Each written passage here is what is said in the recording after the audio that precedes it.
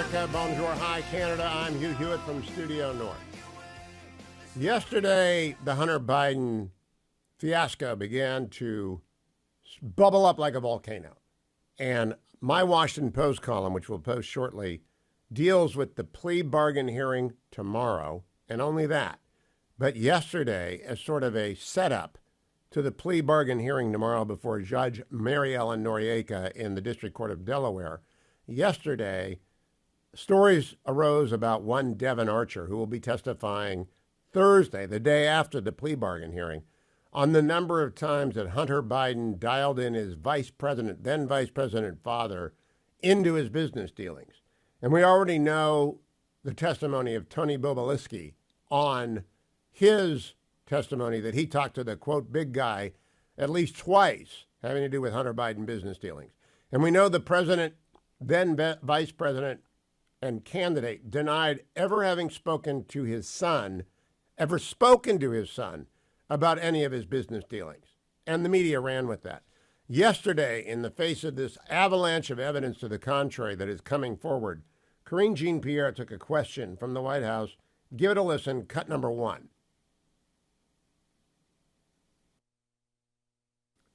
Cut number one is Karine Jean-Pierre at the White House. Today says that the Oversight Committee, has evidence that the president in the past communicated directly with foreign business associates of his son Hunter Biden many times. Curious if the White House and the president still stand behind his comment that he's never been involved and has never even spoken to his son about his business. So I've been asked this question a million times. The answer is not going to change. The answer remains the same. The president was never in business with his son. I just don't have anything else. That is stops, full stop. The answer just did change. The answer changed dramatically. The president didn't say he was never in business with his son. The president said he had never discussed his son's business dealings with him. So Karine Jean-Pierre tried to slip in a completely different story yesterday to anticipate the revelations coming tomorrow. But that's not what really gets me. What really gets me is I spent the weekend before the whole house filled up with stomach flu and last week researching the plea deal that is in front of Judge Mary Ellen Noriega tomorrow, and my Washington Post column, which we'll post, I think, shortly, probably at the top of the next hour. And I will put it over at hughhewitt.com, and I encourage you to read it. I've never read a column in the first segment of a show before. I normally do the rundown of the news in the first segment, but I want everyone to be focused on what is going to happen tomorrow because it stinks. It stinks to high heaven. The column will be entitled The Hunter Biden Judge Should Blow the Whistle on a Cushy Plea Deal. And this is what it reads, and you'll see some pictures now of Hunter Biden if you're watching on the Salem News Channel. My interest in the federal sentencing guidelines goes back more than 40 years, and I consider it a worthwhile expenditure of time because the system embodies a sincere struggle by Congress and the courts to make real the promise of equal justice under the law. Judge George McKinnon, one of the two members of the U.S. Court of Appeals for the D.C. Circuit for whom I clerked, was the first chairman of the U.S. Sentencing Commission. Even after the Supreme Court removed the mandatory character from the guidelines in a 2005 opinion, the framework remains extremely relevant to all sentencing decisions, though plea agreements entered into between federal prosecutors and defendants are beyond their reach. Mostly. On rare occasions, a federal judge charged with reviewing a plea agreement will reject the terms of the agreement. In a number of such cases, the disparity between the guidelines and the agreed punishment is so great that it catalyzes the decision. The terms must pass the judicial sniff test. Hunter Biden's doozy of a plea deal over tax and gun charges is ripe for rejection.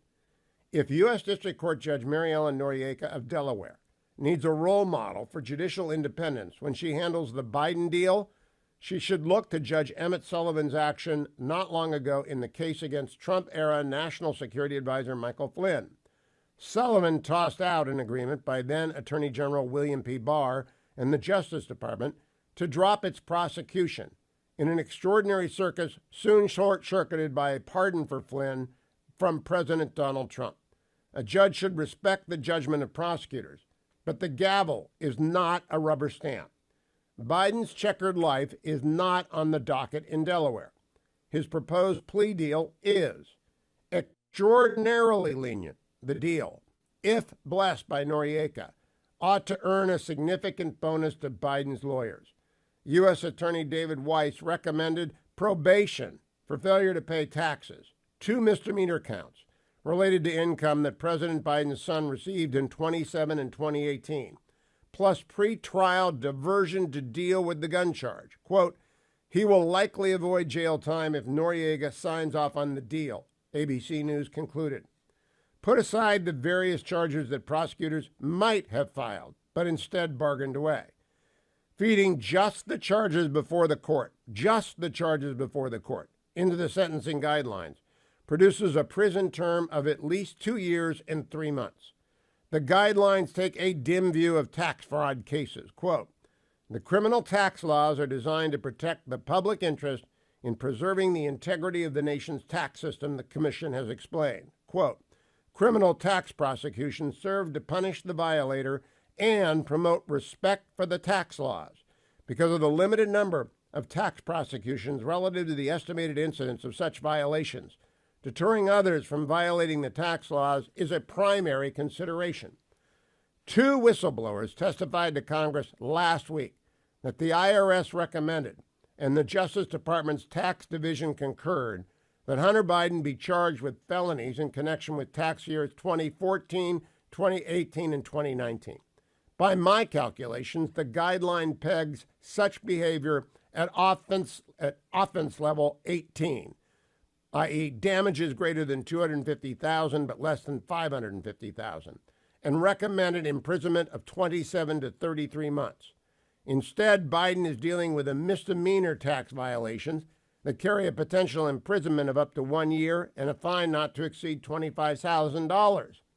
So the president's son has already been the beneficiary of considerable lenience.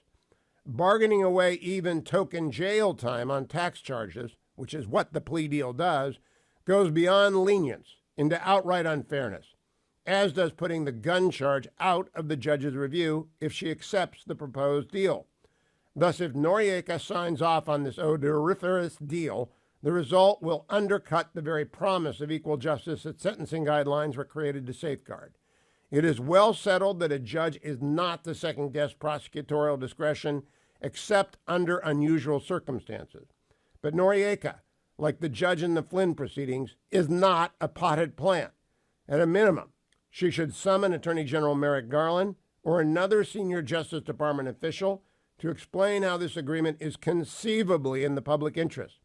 Even better would be to send the parties back to the negotiating table to reach an agreement that won't cause even other sweetheart deals to blush. That's what it is. It's the most extraordinary plea deal I've ever seen. You've got 3 felonies, 2014, 2018, 2019, and a 4th felony, a gun charge. The gun charge carries a penalty of up to 10 years in jail, and believe me, there are many, many people in federal prison on that gun charge, and Democrats talk about gun laws not being enforced all the time. They talk about gun violence all the time. Hunter Biden is pleading guilty to that, but it's being diverted and he's not being sentenced on it. He just cheated remarkably on his 2014, 2018, and 2019 taxes. And we don't know how much because the whole terms of the negotiation aren't there. But if we believe the whistleblowers, we're talking about somewhere far above level 18. No one should be happy with this, especially not Judge Noriega. She's going to go down in judicial history in the infamy category if she accepts this. Because as I say in the column, this is the sort of sweetheart deal that undermines confidence in the rule of law. It is the kind of sweetheart deal that creates the impression of 2 tiers of justice. Already people think Donald Trump is being railroaded again and again and again and again by federal prosecutors because people don't like him. But in the middle of this volcano of revelations about Hunter Biden, what we do know is that he's pleading guilty. He is pleading guilty to 2 tax charges, which ought to have been charged as felonies and ought to result in 2.5 years in jail or much more. The gun charge is not being charged. Instead, there's misdemeanors and a recommendation of probation. If anyone isn't outraged by that, you're not listening. You're letting your politics get in the way of your fairness. And everybody in jail on a tax income charge, an avoidance charge, a cheating charge, and especially on gun charges, have a right to be outraged. This should not stand. I'll be right back, America. That column will be in the Washington Post, I think, in about an hour. I'll put the link up at hughhewitt.com. Come right back. I'll do headlines right after the break on the Hugh Hewitt Show.